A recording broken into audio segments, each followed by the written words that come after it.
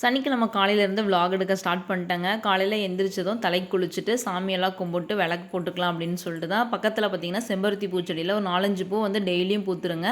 அதனால் அதை பறிச்சுட்டு வந்து சாமிக்கு வச்சுக்கலான்னு சொல்லிட்டு பறிச்சுட்டு வந்தேன். அதுக்குள்ளே ஹஸ்பண்ட் வந்து கதம்பம் வாங்கிட்டு வந்துடுறேன்னு சொல்லிட்டு சாமிக்கு கதம்பமும் வாங்கிட்டு வந்துட்டாரு.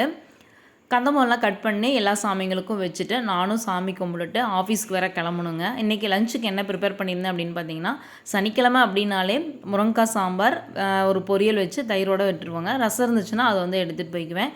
இன்றைக்கி வந்து பார்த்திங்கன்னா வெண்டைக்காய் பொரியல், முருங்கைக்காய் சாம்பார், பருப்பு போட்டு முருங்கைக்காய் சாம்பார் வச்சு தயிர் வந்து எடுத்துகிட்டு போயிருந்தேன். யாருக்கெல்லாம் இந்த புடவை கட்டினா அந்த குண்டுமல்லி பூ வச்சா பிடிக்கும்னு சொல்லுங்கள். எனக்கு அப்படி தாங்க.